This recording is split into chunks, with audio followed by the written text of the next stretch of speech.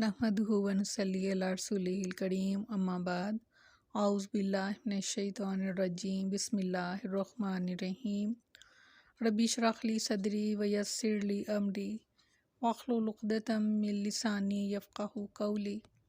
अस्सलामु अलैकुम व रहमतुल्लाहि व बरकातुहू। कैसे हैं आप सब?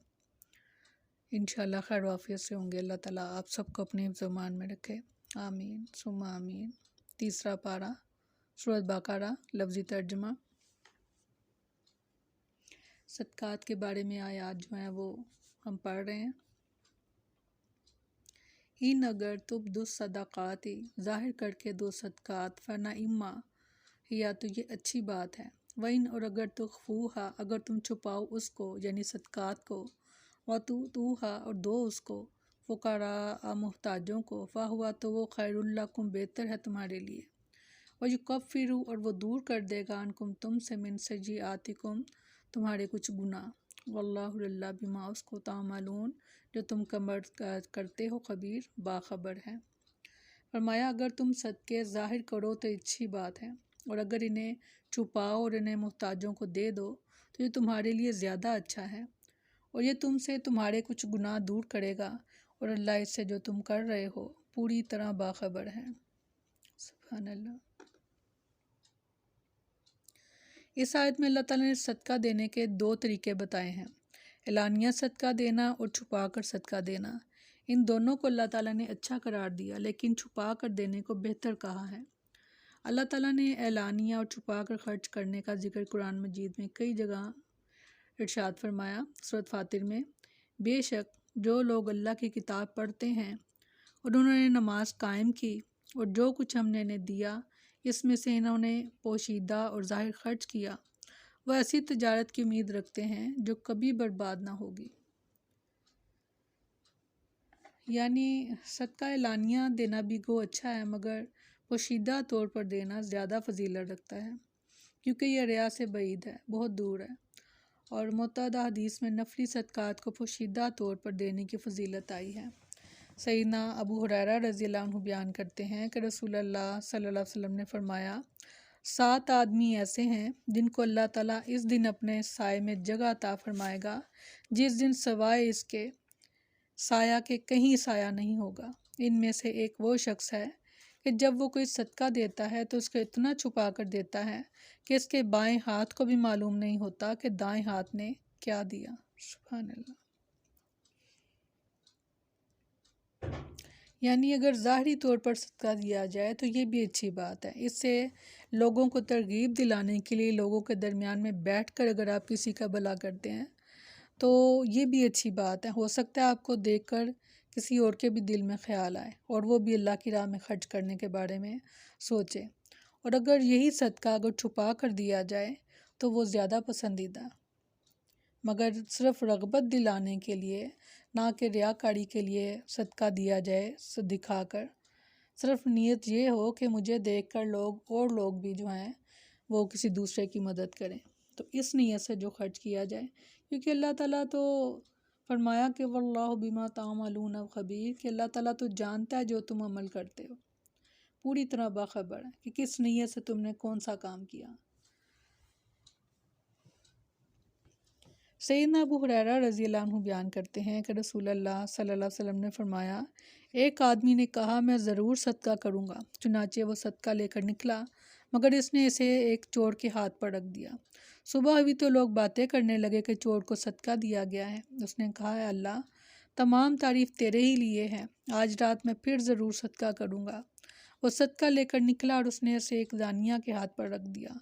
सुबह हुई तो लोग बातें करने लगे, रात जानिया पर सदका किया गया है। उसने कहा, है अल्लाह, तमाम तारीफ़ तेरे ही लिए है, मैं जानिया को सदका दे आया, आज रात में फिर ज़रूर सदका करूँगा।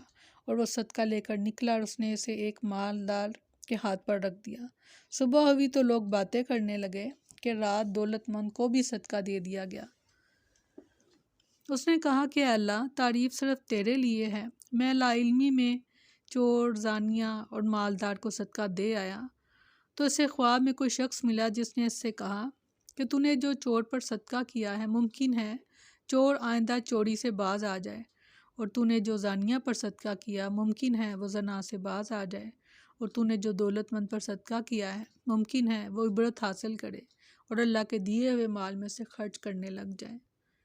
یعنی اس شخص کے اس واقعے سے بھی خفیہ صدقے کی جو فضیلت ہے اور برکت ہے وہ بھی معلوم ہو رہی ہے کہ یعنی وہ شخص چھپا کر صدقہ دے رہا تھا، اس لیے اس کو پتہ نہیں چل رہا تھا کہ وہ صدقہ کون لے کے جا رہا ہے۔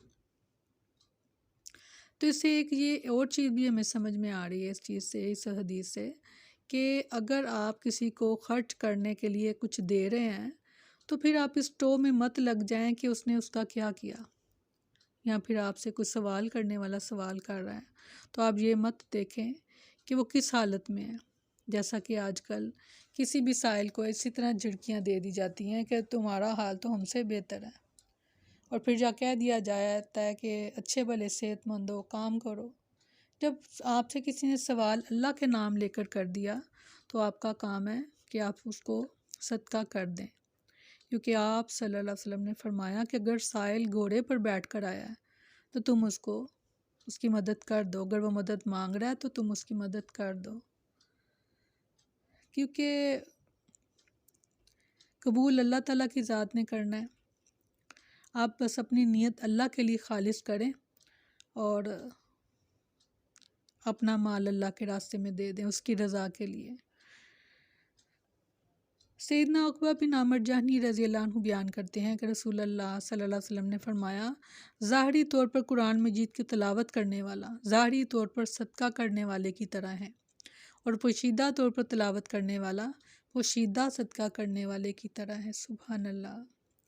اور چھپا کر جو فقراء کو دینے میں ان کی پردہ پوشی ہوتی ہے، ان کی عزت نفس مجروح نہیں ہوتی۔ اللہ تعالیٰ نے فقراء کی تعریف کرتے ہوئے ارشاد فرمایا سورۃ بقرہ میں، یہ صدقات ان محتاجوں کے لیے ہیں جو اللہ کے راستے میں روکے گئے ہیں، زمین میں سفر نہیں کر سکتے، ناواقف انہیں سوال سے بچنے کی وجہ سے مالدار سمجھتا ہے، اور خاص طور پر ایسے ہی لوگوں کی مدد کرنے کا حکم دیا گیا کہ جو لوگوں سے لپٹ لپٹ کر نہیں مانگتے۔ فرمایا کہ جو سوال کرتے ہیں انہیں بھی دو، اور جو سوال نہیں کرتے انہیں بھی دو۔ تو اللہ تعالیٰ ہمیں صحیح جگہ پر اپنے مال کو خرچ کرنے کی توفیق عطا فرمائے۔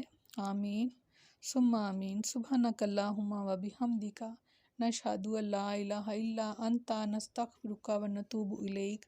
سبحان ربک رب العزت عما یصفون وسلام علی المرسلین والحمد للہ رب العالمین۔ السلام علیکم ورحمۃ اللہ وبرکاتہ۔